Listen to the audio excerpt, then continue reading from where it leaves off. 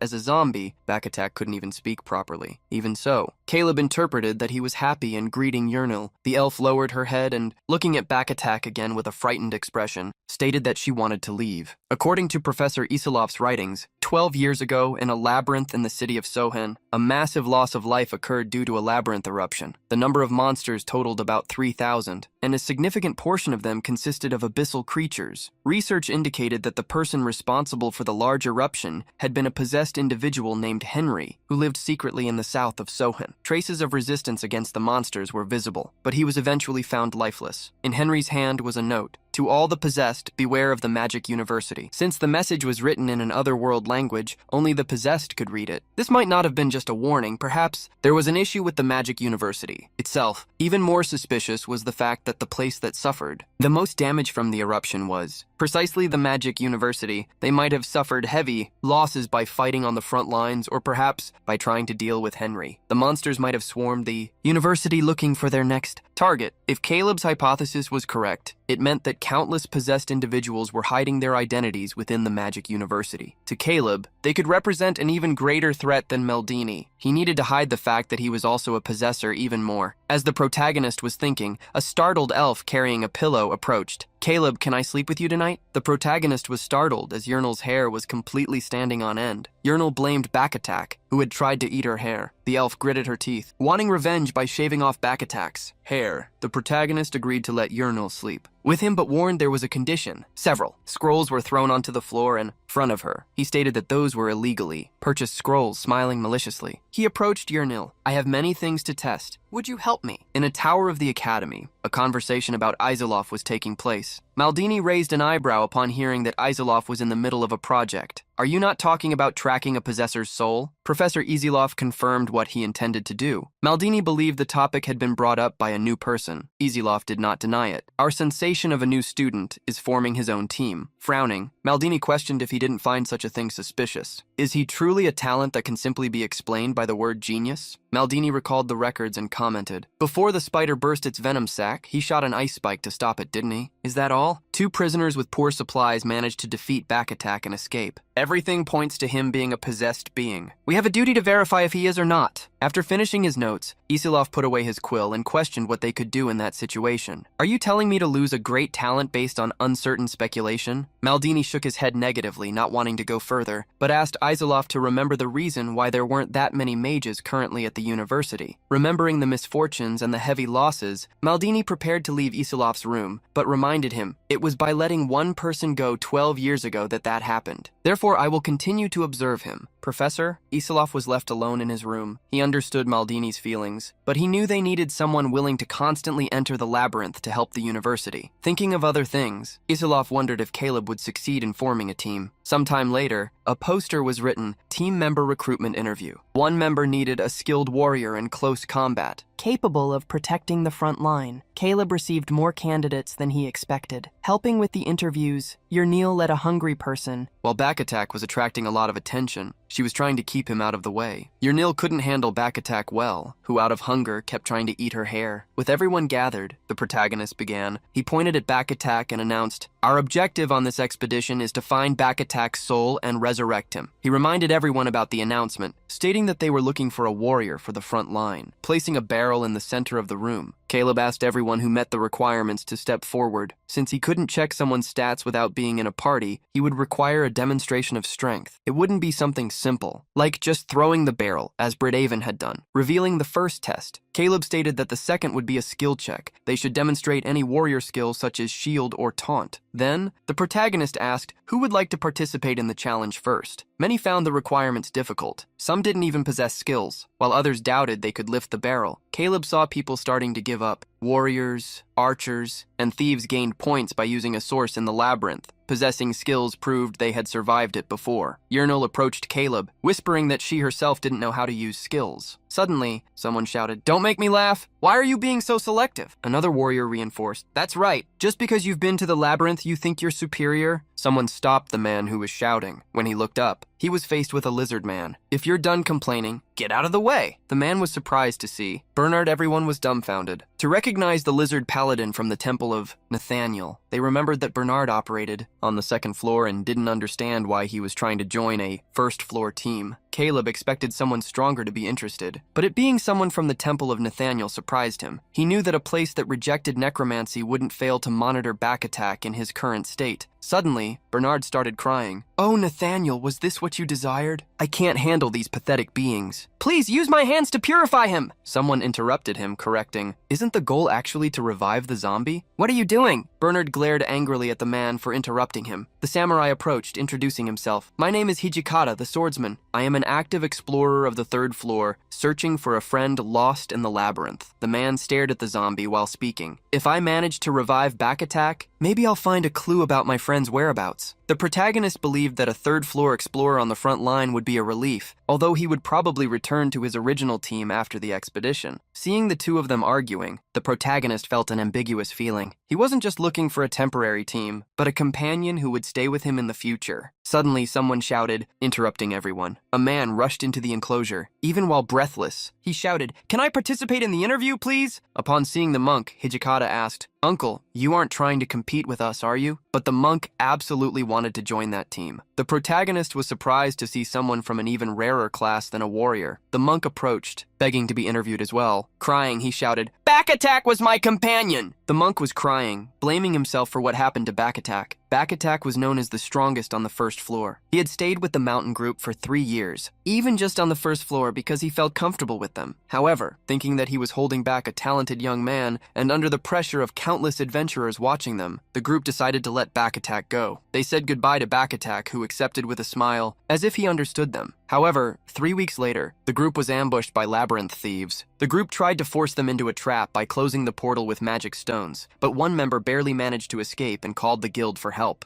Thus, Back Attack, who was there, threw himself through the first floor entrance. Having lost all members of his group and being cornered, he eventually gave up on life. The monk encountered a strange phenomenon. Another exit room appeared before him, but there, Back Attack had completely changed. He opened that door and disappeared with it. According to the monk, this was how Back Attack got rid of all the thieves after going mad. The monk was determined to join Caleb's group to find Back Attack's soul. The protagonist thought for a moment. The first floor wasn't that deep, but this was the first time he heard a story about a different boss room appearing. Showing how regretful he was for having abandoned Back Attack, the monk approached the zombie. "If we hadn't let him go, this wouldn't have happened. He tried to save us because we are incompetent. Back Attack, did you sell your soul to the Labyrinth Master?" The monk was crying, knowing this could have happened, as Back Attack would sacrifice everything so that at least he could escape. The monk suddenly knelt down, startling Yernil, and implored Back Attack, "Please never forgive me." Amidst the commotion, the samurai withdrew, stating they should let the monk redeem his sins. The lizard, however, became furious. "How dare you emotionally manipulate a sacred contract? The situation is sad, but it must be fair." The lizard pointed at the barrel and blustered, "If you can even break it, I will give up too." Since a monk was an agility warrior, his strength was lower than average. However, the monk showed extreme strength when he hugged the barrel and smashed it against his own body. The lizard couldn't believe what it saw, mouth agape. Time passed, and as they left the guild, Caleb announced that the group was formed. He asked the monk, whose name was revealed to be Amos, to prepare before the adventure. Amos scratched his bald head, remembering that he would have to notify his wife before leaving. Turning to the elf, Caleb asked her to return with Back Attack to the dormitory. Caleb wanted to go to the Magic University because there was something he needed to do before going to the labyrinth. The possibility of a faction of possessors within the university created a great risk for Caleb. Having created an unusual skill combination, accepted Professor Isilov's mission, and recruited a 40-year-old monk, Caleb believed he could attract and convince other possessed individuals that he was one of them. Caleb intended, to survive, to create a strong impression that he wasn't a ticking time bomb of a possessed person, but just an incredible genius. The person who would help him was Professor Meldini, so Caleb went to meet him. Upon seeing the protagonist, Meldini shouted excessively, "Caleb, is it true that you managed to link spells?" The protagonist looked at the short old man, asking if there was a problem with that. Meldini shouted at him, seeing the insolence. "Of course there is. Most fail, but your luck seems incredible." The protagonist decided to continue provoking Meldini. "That's right. I managed to fuse a triple combination, as well as 2 doubles." Meldini was shocked, feeling they were being looked down upon. This is an impossible feat without being blessed by the Lord of Wisdom. Dahlstream tried to intervene with Meldini, asking if the young man hadn't actually been blessed. Meldini stopped Dahlstream's banter, stating that unless Caleb was a possessor, he couldn't achieve a triple fusion. Upon seeing Meldini raise a magic wand, Isilov rushed to stop him. Meldini announced that he would cast the lie prevention spell, swearing that he would compensate Caleb if he was wrong, but eliminate him immediately if he was a possessor. Totter, protagonist before the professor could use use the magic, told him to cast it quickly. Meldini became irritated and began the casting. Beforehand, Caleb shouted provocatively, "You just don't want to hear from my mouth that I am an otherworld-possessed person?" At that instant, the hourglass skill was activated. Time stopped, freezing everyone in the room. Seeing the professor finally use the ability, Caleb sighed for having to confront him to make him finally attack. Caleb then began searching to see if there was a faction of possessors in the hall with numerous people. First, he analyzed the professors. Isilov seemed friendly towards him, while Meldini seemed to hate him. The old Dahlstream didn't even have an expression. It was hard to tell what he was thinking. However, a man further back, Professor Enver, seemed extremely excited. Caleb decided to keep an eye on him. With the hourglass time running out, Caleb remembered that he needed to tell a lie for the detection skill's effect to activate. The Labyrinth Abyss is the best game in the world, the game of my life, and a work of art. As soon as the turn ended, the protagonist's false praise was counted as a lie, and the magic detection was triggered, causing him to suffer. Caleb fell to the floor after the skill's effect. Isilov rushed over, shouting, "A reaction for lies! Caleb proved he is not a possessor!" Meldini trembled, confused by what was happening. Caleb, who felt extreme pain, cursed Meldini internally. A week later, Caleb and his group gathered in front of the guild. Yernil was extremely worried about his body. The protagonist reassured her, stating there was no problem. Caleb, however, had been unconscious for 2 days, but gained benefits because of it. Meldini apologized deeply to him. Being cleared of the suspicion of being a possessor was enough, but Caleb also received gifts. Caleb received the legendary Compass of Greed, an item that aided in finding treasure chests in the labyrinth. Duster Compass had some other unknown abilities, but since it was already a legendary item, it was extremely rewarding. Excited, the protagonist called out to everyone, "Yernil! Amos! Back attack! Are you ready?" Thus, the group headed to the labyrinth entrance. Upon entering the hall that granted access to the labyrinth, Caleb came across a group. He promptly asked Yernil to find out what they were talking about. Yernil whispered, "They are saying they don't seem to have much more than us." The unknown group looked at Caleb's group with malicious smiles. The human woman in the group suddenly approached them. "Hello, adventurers. Do you have a moment before entering the portal?" The protagonist immediately knew they were rookie thieves. Caleb had gone to the labyrinth immediately after the gates opened, because he knew something like this would happen. The protagonist became annoyed, even more so when he heard the woman ask what he had in his bag. "Why do you want to know?" She feigned concern, claiming to be just looking out for rookies, as the labyrinth was full of thieves. Unable to hide her malice, the woman asked if she could hold on to expensive items for them. Imus stepped forward, startling her with his size. "It's not necessary. Our leader is clever enough, especially to crush cheap thieves." The woman quickly ran away, warning that she had advised them. The protagonist watched her and her group, who went ahead. As they walked, Yernil worriedly asked Caleb if the people they met earlier were thieves. Caleb reassured her, as it would be difficult for anyone to get past Amos in a direct fight. He also reminded her of the elf's own abilities. "If they follow us, you will detect them, right?" Suddenly, the protagonist heard a scream. It was precisely that woman from earlier. "The thieves are chasing me! Please help me!" The woman fell to her knees before them, and, not falling for the trick, Caleb questioned how they could believe her. In the game, Caleb would have promptly eliminated her, but being in real life, he decided to investigate her. The woman was crying. It was impossible to tell if she was sincere, but she apologized. "I don't deny that I was rude this morning, but we didn't know we would be attacked first. Please help me." Yernil approached Caleb, worried. The protagonist knew what she was saying could be true, but it would be insane to believe anyone inside the labyrinth. The protagonist pointed his wand at her and ordered, "If you want to live, leave. I will count to 3. The woman continued to beg for help, even as Caleb began the countdown. When he reached the final number, she stood up. "Fine, I'll leave. Don't attack." At that moment, Yernil warned, "Caleb, someone is running here." An unknown group appeared in the darkness, frightening the woman. She ran, trying to hide behind Amos. Quickly, Caleb asked Yernil to count how many enemies there were. Yernil promptly stated there were 4 enemies. At the same time, an arrow flew towards her. Amos stepped in front, blocking the attack. The protagonist gritted his teeth, wondering if the attack mentioned by the woman was actually true. However, as she passed him, she smiled maliciously. She stopped behind Caleb, smiling as she placed a wand near his neck. "So how was my feigning?" Amos became extremely worried about Caleb, however. Even with the woman casting a spell, Caleb shouted, "Just focus on what you're doing, Amos." The hourglass was activated, freezing time in the attack. The protagonist sighed as he had almost really fallen for the ambush. Calming down, he picked up a scroll. The woman, a mage, had served as a distraction. Instead of hiding behind the tank, she was trying to neutralize Caleb and Yernil, first by using a magic that scrambled the opponent's spells. When Caleb tried a lightning spell, flowers might appear instead. There was also the possibility of the mage using a paralyzing magic on Yahello after neutralizing Caleb. If that happened, the enemy group would only need to deal with. Amos thought the bandit group had taken into account that Backattack was a zombie and couldn't fight, the protagonist, blamed himself for not having acted sooner. However, with no time for regrets, he knew he needed to act the right way. A few days ago, Caleb had discovered something in the scrolls with Yahello's help. When the hourglass is counting down time, the cooldown of his abilities also starts ticking. Caleb saw himself with plenty of time thanks to the hourglass. Moreover, some scrolls had already been prepared. The scroll Caleb picked up had the time reduction effect spell, a spell that reduced the duration of status effects by 60 seconds. With 3 seconds remaining for the hourglass to finish, Caleb cursed the treacherous mage, planning to put an end to her. In the last second, he used the electric shock. Before the mage's spell took effect, the electric shock hit her. The group of bandits was shocked to see what happened. The mage fell to her knees, confused. The protagonist thanked her for helping him clear his mind and pointed his magic wand at her. "From people like you, life cannot be spared," the woman stuttered, trying to plead for mercy, but the dust explosion was used. Caleb left behind the flames and the smoke screen that engulfed the mage. Thanks to eliminating her, Caleb also obtained a temporary hourglass. A werewolf accompanying the thief was shocked. What happened to the disturbance spell? Before he could get an answer, 2 wands were pointed at him. The protagonist then used the hourglass's special effect, which granted him 2 temporary points. With time stopped, the protagonist analyzed the enemy group. There was a puppet, and behind it, a dwarf, probably a puppeteer. Caleb managed to understand why there were 4 enemies. Leaving electric shock prepared, the protagonist used the order function to command Yahello to shoot an arrow at the dwarf. With his second action point, Caleb aimed at a warrior to use the dust explosion. As soon as the turn ended, the warrior received the explosion. Similarly, the puppet received a shock and the dwarf, an arrow shot. The last one standing, the werewolf, curved his ears down in fear, trying to understand what was happening. At that moment, the ground was painted red. Amos hit the enemy tank with a large club. Being a monk, he prayed for the werewolf's soul. The dwarf, still alive, begged them to save him. The protagonist silenced him with a serious voice. "I warned you that I would have no mercy." The wand was pointed at the dwarf's temple. With a serious look, Caleb declared before using a spell, "I will no longer hesitate, electric shock." A few hours later, around a bonfire, Caleb was sleeping while Yahello and Amos kept watch. The elf, with her head down, felt stupid for not being able to help anyone again. However, she quickly slapped her own face to pull herself together. At that moment, Caleb woke up, promptly apologizing for having fallen asleep, a side effect of the scroll. Yahello ran towards him to check if he was all right. Curious, Caleb asked what the group was doing, showing several items. Amos stated he was checking what they had obtained from the group of thieves. Although he wanted to take everything for himself and sell it later, Caleb knew it was too heavy, so it would be better to collect only the equipment and consumable items they needed. They found 5 healing potions and 1 cooldown reduction potion. Unexpectedly, there was also a corpse-raising scroll. The wand carried by the mage belonged to the telekinesis attribute. Caleb pointed to the scroll in his other hand and tested the wand, making it move. When they had checked everything, Caleb asked them to organize themselves to leave once more. Suddenly, Yahello's ears twitched. "Wait a second, Caleb. I heard something coming from your waist pouch." The protagonist checked the item strapped to his waist. The compass given by Professor Meldini, the item that found treasures. Amos was surprised to see the item in Caleb's hand, but the protagonist prioritized reviving Backattack. Thus, the protagonist put away the compass and asked Yahello not to alert him about every sound she heard. The elf lowered her head, as that was all she could do. "So I shouldn't mention things like water sounds?" Upon hearing the elf, the protagonist was surprised. She was even more specific. "It's like a fountain." Caleb approached Yahello, shouting desperately, "Where is that?" Certain skills for the warrior, rogue, and some other classes could only be obtained at the Fountain of Blessings inside the labyrinth. The legend said that ancestral lords were devoured by the labyrinth, and a part of them remained wandering in the fountain that gave powers to adventurers. Thanks to Yahello, they found the fountain, and Caleb didn't fail to praise her for it. Excited, the protagonist asked if Amos and Yahello would like to receive the abilities blessed by the fountain. Amos scratched his chin, as he had tried before, without success. Yahello, for having helped, focused only on being happy that she had been useful. Caleb knew that some requirements needed to be met to receive abilities. Not just stats, but also weapon proficiency. He asked if Amos had tried to obtain abilities with his current weapon, something Amos denied. The protagonist confidently told him to try. Since Amos's strength points were around 15, and he had proficiency with the club, Caleb believed he would get an ability. Amos went to the fountain and immersed his head in the water. As soon as Amos stood up, he showed his surprise. "Unbelievable! I really received an ability!" Excited, the protagonist asked what ability he had obtained. Checking, Amos revealed he had obtained the Earth-Shatterer skill. While Yahello was surprised, Caleb reminded her that it was her turn. Yahello was at level 6 and had 13 skill points. Caleb believed she would get one too. As soon as Urinal dipped and came out of the water, she showed excitement. I received one too, the triple shot. Caleb, you should try it too. The protagonist was confused and reminded her that mages were usually excluded by the fountain. Urinal, excited, encouraged him. Since this wasn't a game, Caleb was curious to know how the fountain actually worked. As soon as the protagonist immersed his head in the water, a notification appeared for him. You have used the fountain's blessing. It displayed Caleb's stats, and his weapon information marked the turn hourglass. With wisdom above 10 points, the fountain asked him to select an ability. The first option was direction adjust. He could move his hands holding a wand without consuming actions. The second ability was time swap. By reducing the hourglass time by 1 second, he could decrease the cooldown or remove 1 minute from a negative effect. The third option was memory book edit. During the turn, he could open the memory book to swap abilities. The fourth option was mind control. Spending 2 action points, he would command a lower level party member, regardless of their trust in him. Although the 4 abilities were extremely interesting, Caleb didn't think much. He eliminated the less useful ones until a final one remained. Caleb decided to choose the direction adjust ability. Urinal quickly ran to Caleb. Worried as he had stayed in the water for too long, Caleb reassured her and immediately used the hourglass. He moved his hands to check how the passive ability worked. Since no action point was consumed, he smiled, satisfied. As soon as the hourglass time ended, Caleb called the team to continue advancing. Since they only needed to follow Back Attack, who was heading toward his soul, everything became easier. As they walked, Imus's worried expression caught Urinal's attention. He was looking at a talisman given to him by his wife. Upon discovering that the monk was married, Urinal excitedly asked how he had met his wife. Amos revealed that they met at the Adventurers Guild. She was the one who had decided to form a team with Back Attack. Since Amos's wife knew he was indebted to his friend, she allowed him to join the mission, even if they wouldn't receive any monetary reward. Hearing Urinal state that his wife was incredible, Amos blushed, smiling. That's why I need to return home alive. The protagonist almost rolled his eyes, as one didn't say such things in a dangerous situation. Suddenly, Back Attack, who was advancing normally, noticed something and started running. Urinal was curious to know why Back Attack was running. Back Attack threw himself onto the ground, as if he were digging one of the tiles. The protagonist, excited, commented to everyone that Back Attack must be reacting to his soul. He revealed that there should be a space between the first and second floors, and that Back Attack's soul was trapped there. Urinal was confused to hear about the 1.5 floor. Having heard about such a floor before, Amos asked if it was real. Caleb confidently affirmed that it was, and that Back Attack's soul was there. While they were thinking about how to get there, Urinal suffered a shock. She had stepped on a trap again. Amos quickly shouted, "It's going to collapse! We need to get out of here fast." Caleb, however, was calm and reassured them. Thanks to Urinal, we will be able to find the entrance in an even easier way. The entire floor in front of them began to move when Urinal stepped on the pressure plate. A staircase leading to a floor below was formed. There, at the bottom of the stairs, there was also a portal. Looking down, the protagonist announced, "Let's go to the 1.5 floor." As they passed through the portal, Urinal was the first to be surprised. That place was like a destroyed new world, an ancient village. Urinal was left speechless. But Caleb recognized that place. She tried to listen for something, but nothing seemed to be moving. Caleb, however, warned her, "We need to move in silence so the sentinels don't see us." The border sentinels, monsters of the special floor, walked in groups and could easily send someone to a game over. However, since they usually gathered at the barracks as long as they remained silent, they wouldn't be detected. Entering the village, Caleb stated that they would grab the urn with Back Attack's soul and then escape. Since he had already been through those areas in the game, he believed he wouldn't get lost. They soon approached a large church, the soul's resting place. As everything matched Caleb's memories, he confidently opened the church. As soon as they entered, they found hundreds of urns. Urinal was surprised by it all. Soul urns that were, however, empty. Amos was worried about how they would find Back Attack's soul among so many urns. Looking up, the protagonist pointed to an urn that was glowing green, as if something was inside it, stating that when they took Back Attack's soul back, monsters would rush to try and retrieve it. Caleb said they would take the urn to the 1st floor and conduct the resurrection there. Before Caleb acted, Urinal interrupted him. She pointed to a second urn that was glowing, this one among the many empty ones. Since there was one urn on the altar and another among the rest, she asked which one they should take. Amos was shocked, as the second urn hadn't been glowing minutes ago. Stunned, Amos asked Caleb if the Labyrinth Master had just captured another soul. The protagonist was in shock. He believed he was the best rookie on the 1st floor. There was no reason for the Labyrinth Master to go after another soul that wasn't his. Suddenly, Urinal heard someone approaching the church. The protagonist gritted his teeth, as that meant an adventurer had entered that floor and truly lost their life. Outside, a group was running. Remus didn't want to give up on carrying his fallen companion's body as they headed toward a dark temple. The door to the temple where Caleb and the others were was hastily opened. The protagonist recognized the lizard Bernard, who was surprised to see him. Caleb rolled his eyes, and the hurried Bernard threw all the blame onto him. "Why did you leave the door open like that? Don't you know how dangerous this place is?" However, the place wasn't dangerous before Bernard's appearance, who pointed outside hastily, "The monsters are gathering, we need to prepare for battle." Frustrated, Caleb asked what they were doing there. Bernard revealed that they had been sent by the temple and ended up there while attacking the labyrinth. The lizard looked at Caleb and spoke with emotion. "Our meeting must be a revelation from Nathaniel for us to walk a path together." The lizardman knelt, praying to Nathaniel. However, someone interrupted him. "Shut up, you bastard! They are coming, prepare the barrier now!" Two other adventurers rushed into the church. Immediately, Bernard used a sacred power to create a barrier. The spell formed a magic circle blocking the temple door. He turned to Caleb, saying, "We will finish off the monsters here. Help our team!" The protagonist was extremely frustrated, as this should have ended without major problems. With extreme fury, he swore he would survive the cursed labyrinth. Caleb approached Bernard, asking if he would listen to his instructions. When questioned by the lizard, who asked why he should do that, Caleb reminded him, "You are the ones who brought the monsters here and caused all this mess." Bernard realized Caleb was right. He promptly agreed to obey, even against his own team's will. The protagonist grabbed a scroll and, changing the plans, decided to resurrect Backattack immediately. Caleb intended to first use the undead rest scroll that Isilov had given him. As soon as the scroll was used, a dark energy was released from Backattack. It would be necessary to protect him for 1 minute while the necromancy was activated. Backattack was linked to the scroll and fell to his knees. Warning Yahello that he would grab the urn using telekinesis, Caleb asked for her help so the urn wouldn't be knocked over. The protagonist moved the urn while Yahello waited to catch it. While Bernard's group talked, the protagonist asked them to reveal their abilities so the strategy could be set up. The big-nosed archer of the group snorted, irritated. "What a joke! We are a second-floor group and you expect us to listen to you? I only follow Bernard's orders." Annoyed, Caleb looked at the lizard and asked what strategy they had used. Bernard hastily replied, "Obviously a frontal assault." Already imagining, Caleb asked what the result of the strategy had been and answered preemptively, "You lost a companion because of it, didn't you?" The trio lowered their heads, remembering the friend who was left behind. The protagonist, however, gave them hope. "If you follow my instructions, I promise we will revive him after the mission." To prove he was telling the truth, Caleb pointed to what was happening behind him. He explained that when someone lost their life between one floor and another, their soul was automatically stored in an urn. And just like Backattack's urn, there was another glowing urn. Bernard's group was surprised, as that should be Aston's urn. Stating that he could resurrect Aston, the protagonist looked at Bernard anxious. "The payment will certainly be given by the temple later, right?" Hustily, the archer shouted, "If what you say is true, I will follow your orders." The archer revealed his abilities, piercing shot and ricochet shot. The barbarian who was with them possessed heavy advance and barbarian long jump. Having revealed everything, the archer begged them to save Aston. The protagonist nodded, confident. The barrier established by Bernard was being attacked and could be destroyed at any moment. Immediately, Caleb commanded everyone to prepare for the confrontation. A few hours ago, Bernard met with the priest of the Temple of Nathaniel. He entrusted him with a mission. Enter the labyrinth immediately and verify the rumors about soul preservation. The temple will spare no resources, so you cannot fail. Bernard listened to the orders and departed immediately. However, now he felt fear and internally asked Nathaniel why he had made him face such challenges. As the barrier was damaged, the protagonist internally noted important things. A frontal advance was numerically disadvantageous. Moreover, if they stayed there, something even bigger would pursue them. Hustily, Caleb pointed to the temple's throne. "Amos, Bernard, Barbarian, stack the display cases behind me so we can climb." He also gave orders to Yahello and Remus, the archer, to protect the reliquary. The three strength-focused members of the group quickly stacked chairs and shelves. Warning that he would knock down the ceiling, Caleb told everyone to step back. Pointing his wand upward, the protagonist used dust explosion. The large explosion hit the ceiling, causing it to collapse outward. Quickly, Caleb told everyone to start climbing toward the top to escape through the opening created. Yahello and Remus carried the urns and went ahead. Right behind them, the barbarian carried Backattack. Seeing Bernard and Amos falling behind, the protagonist rushed them. However, it was at that moment that he saw the temple door knocked down. 4 hooded monsters entered the location. They charged at Amos and Bernard, brandishing their swords. Amos decided to stay behind and shouted, "Caleb, go first! We will—" By time, Bernard promptly used the Guardian Shield ability, strengthening his large shield. Amos charged with his club, hitting the monsters and launching them backward. Before the two realized, dozens of enemies had already invaded the temple. Reaching the roof, Caleb could see that the duo wouldn't last long. He quickly shouted, "Don't! Move too far forward! Retreat!" The protagonist gritted his teeth, knowing that a certain monster was about to arrive. Just as he expected, an obscure hand entered the temple. Bernard's jaw dropped in fear. A dark being, who looked more like torn cloth with an expressionless mask, had appeared. In one hand, it carried a staff, and its size was several times larger than the other monsters. That creature was none other than the sanctuary caretaker. Thanks to the caretaker's staff, the guards that Amos and Bernard were fighting were healed. Although it was possible to defeat it, there was a bigger problem. The undead regeneration magic could restore all the sentinels. The protagonist quickly asked the barbarian to descend to help. "Please buy some time!" While the barbarian descended, Yernal ran toward Caleb. The elf showed determination, stating that she wanted to go down. Caleb didn't restrain her but asked her to return safely. The archer Remus pleaded with Yernal to succeed in what she was planning. After handing her a scroll, Caleb relied on Yernal, as the success of the mission was entirely linked to the elf. Yernal, agile, managed to jump across the roofs of the abandoned village, moving away from the temple. While still inside, Caleb taught everyone about the caretaker. It grants the undead regeneration, blessings, and a magic aura. It also lowers enemies' resistance and induces drowsiness. Caleb had warned Bernard, but even so, the lizard was caught by the caretaker's magic. Continuing to brandish his axe, the barbarian blustered, "How many more will we have to defeat?" The barbarian then noticed something out of the corner of his eye. The caretaker's staff began to glow. As soon as it was raised, the defeated monsters began to rise again, regenerated. As soon as they recovered, the hooded figures rushed toward Bernard. The lizard, under the effect of drowsiness, didn't notice the danger. The barbarian shouted hastily, trying to make him react, but had to personally intervene to save him. Irritated, he blustered, "We are far from finished. Recover yourself." With the battle already prolonged, Caleb showed Bernard the result of a direct confrontation. In the center of the temple, Amos spun his staff, hitting the monsters with every rotation. The metal tips became heavy weapons with centrifugal force, and each blow was enough to knock down a hooded figure. Throughout the entire battle, the monk showed that nothing fazed him. Curious, Bernard asked how he managed to resist so much. Amos revealed his strength. "In the Dalai Mountains, I train never to be shaken by distractions." Bernard's eyes shone with admiration. At that moment, the caretaker raised its staff again. Caleb promptly shouted to Amos, "Be careful!" However, it was too late. The caretaker managed to use the healing magic once more, regenerating the monsters' lives. At that instant, Amos used his new ability, Earth Shatterer. The club hit the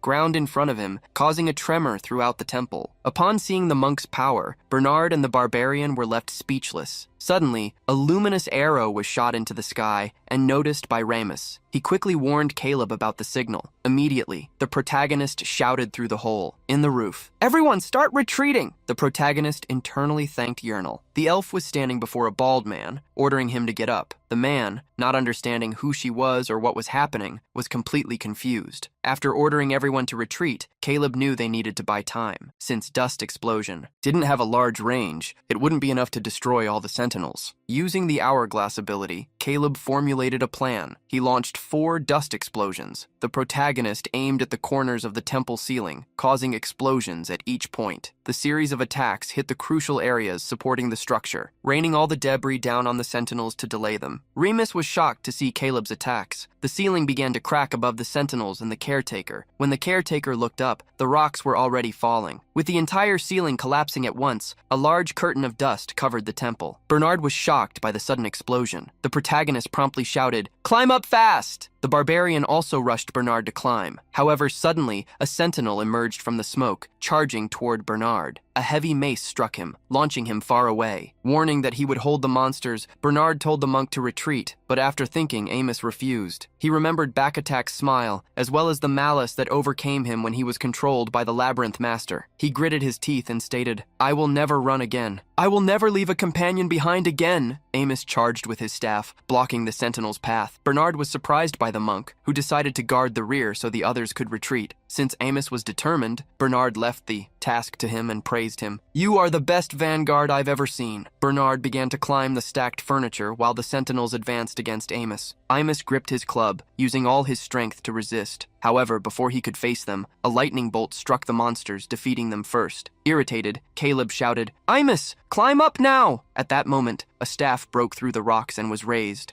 Caleb realized that the caretaker had managed to escape the rubble and was ready to heal the sentinels. Seeing the monsters rise again, Caleb tried to rush Amos. Outside, a bald old man pursued Yurnal with difficulty, but she warned him that they no longer had time. The bald old man, however, shouted, "I just came back to life, you know?" Earlier, Yurnal had used the resurrection scroll, in addition to countless healing potions, on the old man. Therefore, she didn't understand why he was so stressed. Advancing through the empty streets, she warned the bald old man that they needed to help the team in danger. Meanwhile, Remus fired his crossbow, just as Caleb used thundershocks to buy time for Amos. Bernard hastily asked Amos to extend his staff. The lizard held it to help the monk climb up. Caleb and Remus continued launching attacks to prevent the sentinels from getting closer. Bernard reached out, grabbing Amos's hand. However, at that moment, the monk felt his leg turn icy cold. Unexpectedly, the caretaker had grabbed his heel. The monster stared at him with empty eyes and a malicious smile. Hustily, Remus aimed his crossbow at the caretaker. The arrow seemed to be on a clear path, but the monster caught it with its mouth. With little time left to free themselves, Bernard held tightly to Amos's hand. However, the monk felt his arm losing strength. Amos's hand began to slip, making it difficult for Bernard to hold him. The monk seemed to give up. "It's too late. It's all right, so go ahead." At that moment, Caleb shouted, "Use your dagger!" Someone launched an ability, Dagger Throw Magic. The blade flew over Amos, aiming at the caretaker's mask. The monster was hit before it could react. Immediately, Bernard pulled Amos up, completing the rescue, while the caretaker collapsed back into the temple. As soon as Amos climbed onto the roof, someone greeted him. "You did very well, Amos. Say hello." Before him was someone with a smile he would never forget. Back Attack. Back Attack waved at Amos. "Hey there, sir." Amos was shocked to see Back Attack again. The red-haired young man, who had returned, had no idea what was happening. "Someone yelled for me to throw a dagger, so I used it by instinct." "But seriously, where exactly are we, man? And who are these people?" While Back Attack was asking, Amos ran toward him. Unexpectedly, Back Attack felt Amos's embrace. Thanking the heavens, Amos was crying. However, the hug was so strong that Back Attack lost his breath. Amos gave his friend a big hug, who was screaming in pain. At that moment, Yurnal shouted for Caleb, and as a bald man followed him, she warned that they had managed to return. The bald man also smiled, waving at the people he recognized on the roof. Upon seeing Aston back, Bernard, the barbarian, and Remus were shocked. The brave barbarian even cried upon seeing his friend again. "You managed to get out of this alive, you idiot." Aston also started crying back at his friends. "What did you do staying behind? Why didn't you run away?" Interrupting the reunion moment, the protagonist approached. "I understand the happiness of seeing each other, but we are not finished yet." The protagonist pointed mainly at Yurnal, warning that if she didn't want to draw the attention of the sentinels, she needed to be silent, warning that he would tell the plan only once. Caleb ordered everyone to listen carefully. Caleb also told Yurnal to inform Aston of everything she heard. Caleb began recounting the plan they would follow. The distance from the cathedral roof to the ground was 7 meters, and they needed to cover about 30 meters to reach the portal. Since they couldn't jump from the roof due to the fall, not only was there a risk of injury, but they were also surrounded by sentinels. Therefore, this was not an option. Everything Caleb said to the group, and Yurnal heard with her super hearing, she conveyed to the bald man. The protagonist stated that in the end, they needed to suppress the sentinels and the caretaker so that they couldn't act, and then run to the gate as fast as they could. To do this, Caleb needed to cast a big spell. Therefore, he expected everyone to buy him time. As soon as Caleb finished speaking, the first sentinel managed to reach the roof. The barbarian, upon hearing the instructions and seeing the monster, understood that he had no other choice. He promptly brandished his axe, cutting the cloth that formed the sentinel. The first monster fell back to the ground, while the barbarian looked down at them. The barbarian warned that he would prevent the monsters from climbing up, but Caleb wanted to give him a different mission, so he should conserve his strength for now. Caleb handed over the mission of containing the monsters to Bernard and Back Attack. Back Attack was confused and stated, "I'm sorry, but you are not the current leader of my group." Immediately, everyone shouted at Back Attack, "Shut up and listen to him!" While Back Attack was trying to understand what was happening, Amos approached, correcting his friend. "Back Attack, actually. Caleb is our team leader." Worried and curious, Remus asked Caleb if he really had a way to deal with so many monsters. The protagonist revealed to the archer that he would use a large-scale lightning spell to paralyze all the monsters for a moment, revealing how they would escape. Caleb called for Yurnal, who promptly looked at him attentively. The protagonist instructed Yurnal to move with Aston toward the portal and hide there. Yurnal passed the message to the bald man, stating that when Caleb invoked a lightning cloud with magic, they should block the cathedral entrance with the earth wall magic. The bald man thought about the plan indicated by Caleb for a moment, and promptly started following Yurnal when she ran. As soon as he saw the elf and the bald man taking action, and the hourglass finishing its cooldown, The protagonist also went into action. Caleb walked across the broken roof and headed to the area where most of the monsters were. The protagonist paid attention to the caretaker. The monster, instead of trying to force its way onto the roof by destroying it, was creating a perimeter around the cathedral to block escape routes. Holding his magic wand, Caleb swore that from now on, things would not follow the script that the caretaker had tried to create. Caleb raised his magic wand and roared, "Thundercloud!" The Thundercloud ability had a cooldown of 15 seconds. It was a summon-type ability that invoked a heavy cloud with a duration of 30 seconds. Every 3 seconds, an additional lightning attack on enemies was launched. Thus, the 15 seconds passed. Caleb used a second action point to cast the ability once more. The clouds in the sky already began to form, even within the hourglass time. When 45 seconds passed, the third thundercloud magic was cast. Time continued to pass, and in the final second, Caleb finalized with the fourth casting. As soon as the hourglass time and the turn ended, Caleb activated the temporary hourglass ability. He had more action points based on the number of defeated enemies. Inside the temporary hourglass, Caleb used the thundercloud once more. With the extra time from the second hourglass, Caleb managed to cast a total of 7 clouds. As soon as the time on the second hourglass ran out, everyone was surprised to see a giant cloud above the temple. The rain began to fall on the caretaker, as well as on the other monsters. In the open air, the monsters were subjected to being soaked by the rain. Bernard and the barbarian lord were shocked by the size of the cloud that had appeared so suddenly. In the distance, Aston couldn't understand where such a giant cloud had appeared from. As soon as the clouds formed, Caleb used a different spell, Thundershock. From the charged clouds, the electrical power overflowed and was unleashed upon the monsters inside the cathedral. From a distance, Aston saw the large cumulonimbus cloud and wondered if creating something like that was really possible. A large bolt of lightning struck the temple from the cloud, startling the bald mage. Hustily, Urnil reminded him about the magic totem. While imagining that the rumors about Caleb were true, Aston cast the boundary stone totem magic. Enormous walls began to rise around the temple, preventing the monsters from escaping. Soon, the entire temple was surrounded by the stone walls, like a fortress. Despite having used the magic, Aston asked why they needed it. Urnil revealed that the barbarian should jump over it next. Upon hearing the elf, Aston was confused. Suddenly, a shout was heard over the barrier. "Barbarian warrior, long jump!" The barbarian leaped toward Aston, yelling for him to get out of the way. Like a comet, the barbarian landed next to Aston and Urnil, startling the pair. From where he was, Caleb noticed the perfect landing. He then passed the instructions to Amos, asking him to do as planned. Caleb also asked Bernard to use the radiant power on Amos. The lizard promptly cast the blessing magic, extending his hand toward Amos. Amos felt a power strengthen him, granting him 3 strength points. Immediately, Amos grabbed Remus by the shirt. The big-nosed archer started crying when he was suddenly pulled. Amos launched Remus over the barrier toward Urnil's group. While the big-nosed archer screamed, he saw his body approach the ground. There, however, was the barbarian to catch him. The barbarian managed to grab Remus in midair, saving him perfectly, being the next one to be launched. Bernard showed no fear. "I'm counting on you, monk." Before being thrown, Bernard also asked Amos to then throw all the equipment he had organized. After the lizard left the barrier, the equipment, along with Amos's staff, also left the area safely. When his turn came, Backattack frowned and addressed Caleb. "I've been wondering, if your magic is so powerful, couldn't we have defeated the monsters from the start?" The lightning cloud created by Caleb had already flooded the entire temple by this point, and its level was beginning to rise as lightning bolts constantly fell from the sky. Hearing Backattack's question, Caleb replied, "Perhaps not the sentinels, but the caretaker wouldn't be easily defeated by that." Caleb told him to listen carefully. There were constant thuds against the walls. The caretaker was trying to knock down the fortress and escape. Remembering that the sentinels continued to be revived, Caleb stated that they needed to escape quickly. They didn't have much time, as the clouds and barriers wouldn't last for much longer. Caleb instructed Backattack and Amos to follow him with Shadow Leap after he left the temple. As he was placed on Amos's shoulder, Caleb felt more fear than he expected. Before he could prepare himself, he already felt the wind against his face. He was thrown dozens of meters forward and screamed desperately in fear. The barbarian was already roaring with laughter. "Come to me! I will welcome you with my muscular chest."